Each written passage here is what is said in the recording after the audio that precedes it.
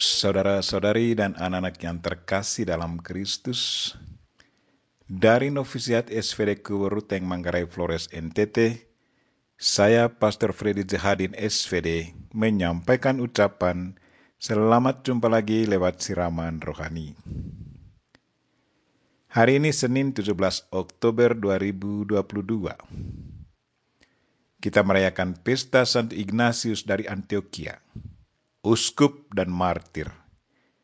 Kita meminta Santo Ignatius untuk mendoakan kita.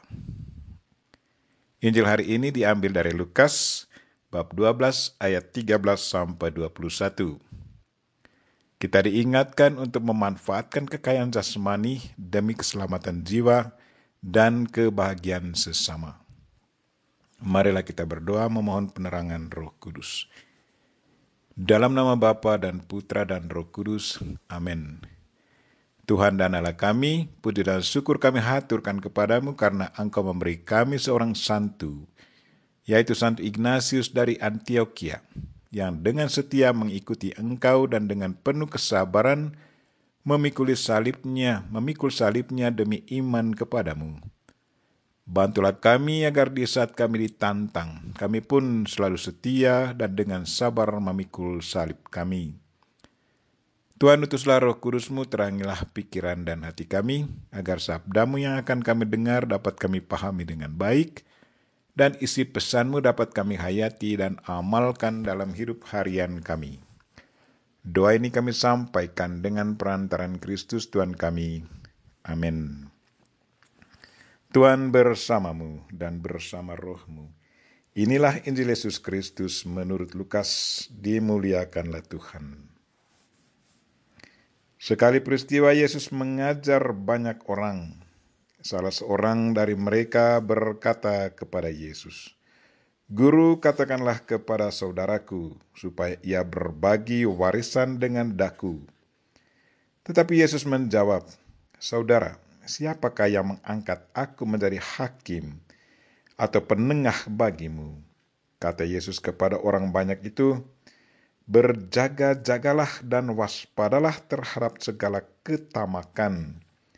Sebab walaupun seseorang berlimpah-limpah hartanya, hidupnya tidak tergantung dari kekayaannya itu." Kemudian ia menceritakan kepada mereka perumpamaan berikut. Ada seorang kaya, tanahnya berlimpah-limpah hasilnya. Ia bertanya dalam hatinya, "Apakah yang harus kuperbuat sebab aku tidak punya tempat untuk menyimpan segala hasil tanahku?" Lalu katanya, "Inilah yang akan kuperbuat. Aku akan menyimpan di dalamnya segala gandum serta barang-barangku. Sesudah itu aku akan berkata kepada jiwaku, 'Jiwaku, ada padamu banyak barang tertimbun untuk bertahun-tahun lamanya. Beristirahatlah, makanlah, minumlah, dan bersenang-senanglah.' Tetapi Allah bersabda kepadanya, 'Hai orang bodoh, pada malam ini juga jiwamu akan diambil daripadamu. Bagi siapakah nanti apa yang telah kau sediakan itu?' Demikianlah jadinya dengan orang yang menimbun harta bagi dirinya sendiri, tetapi ia tidak kaya di hadapan Allah." Demikianlah sabda Tuhan. Terpujilah Kristus. Saudara-saudari dan anak-anak yang terkasih dalam Kristus, tema renungan kita hari ini ialah manfaatkanlah kekayaan jasmani demi keselamatan jiwa dan kebahagiaan sesama. Hari ini kita merayakan pesta Santo Ignatius dari Antioquia. Ia adalah murid dari Santo Yohanes, Rasul penulis Injil. Bagi Yohanes, Ignatius adalah murid yang sangat mengesankan.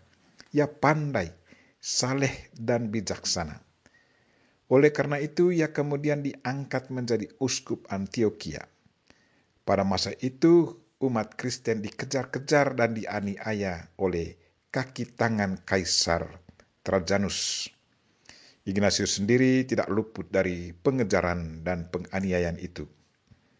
Biasanya kepada mereka ditawarkan hanya dua kemungkinan, dua pilihan. Murtad atau mati.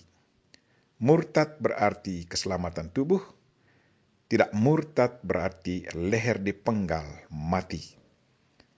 Bersama Ignatius banyak orang Kristen yang ditangkap. Uskup Ignatius dihadapkan kepada Kaisar. Kaisar bertanya kepada Ignatius, "Siapakah engkau, hai orang jahat yang tidak mentaati titahku?"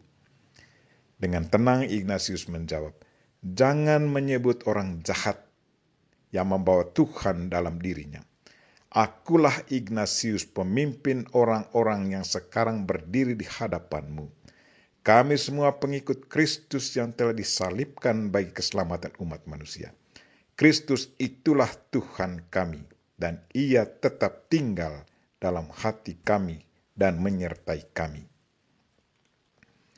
Jawaban Ignatius itu menimbulkan marah Kaisar. Ia segera dibelenggu dan disiksa. Ignatius dibawa ke Roma. Dalam kapal ia menulis surat kepada Polikarpus dan seluruh umat di Antioquia. Ia mengatakan, ingatkan Polikarpus, katanya, "Satu saja tubuh Tuhan kita, Yesus Kristus, dan satu juga piala darahnya. Keduanya dikurbankan di atas altar oleh uskupmu bersama imam-imam dan diakon-diakon." Dia juga meminta umatnya untuk mendoakan dia agar tetap tabah dan menjadi saksi Kristus sampai mati. Di Roma ia digiring masuk gelanggang binatang buas. Di sana tubuhnya yang suci dicabik-cabik oleh singa-singa lapar. Ignatius menerima mahkota kemuliaannya pada tahun 107. Yang mati demi iman akan Kristus. Iman akan Kristus adalah kekayaan yang dipeliharanya sampai mati, dan iman itulah yang sudah menjamin keselamatan jiwa. Kini dia boleh berbahagia bersama Kristus dalam kerajaan surga. Kita mohon Santo Ignatius untuk mendoakan kita agar kita pun tetap kuat dalam iman dan menjadi saksi Kristus yang sejati. Saudara-saudari dan anak-anak yang terkasih dalam Kristus, hari ini Yesus mengingatkan kita akan kekayaan jasmani. Katanya, berjaga-jagalah dan waspadalah terhadap segala ketamakan. Sebab walaupun seseorang berlimpah-limpah hartanya, hidupnya tidaklah tergantung daripada kekayaannya itu. Yesus menghendaki agar kekayaan jasmani dapat digunakan dengan baik agar bisa menjadi sarana keselamatan bagi diri dan kebahagiaan bagi sesama. Lihatlah kekayaan itu sebagai hadiah Tuhan. Sebagai hadiah, maka sangatlah diharapkan agar bisa dibagi kepada sesama yang sangat membutuhkan, agar mereka pun boleh alami kebahagiaan. Janganlah jadikan kekayaan jasmani itu sebagai Tuhan kita, sebagai penghalang bagi keselamatan jiwa.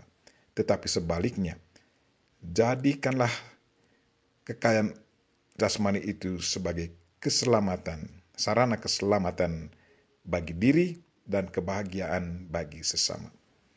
Ingatlah kata-kata Yesus, "Di saat aku lapar, engkau beri aku makan. Di saat aku haus, engkau beri aku minum. Di saat aku sakit, engkau melawati aku," dan seterusnya. Marilah saudara-saudari dan anak-anak yang terkasih, ikutilah teladan hidup Santo Ignatius dari Antioquia, yang sungguh setia kepada Yesus Kristus dan tekun menjalankan perintahnya. Manfaatkanlah kekayaan jasmani demi keselamatan jiwa dan kebahagiaan sesama.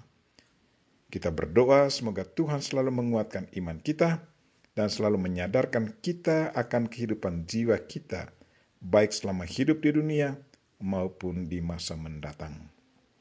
Kita memohon Santo Ignatius dari Antioquia dan Bunda Maria untuk mendoakan kita. Amin. Marilah kita mohon berkat Tuhan. Tuhan bersamamu dan bersama rohmu.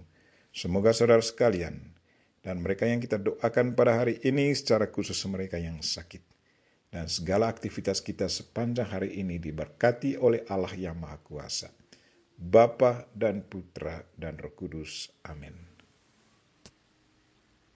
Terima kasih sudah nonton. Jangan lupa like, subscribe, dan share ya.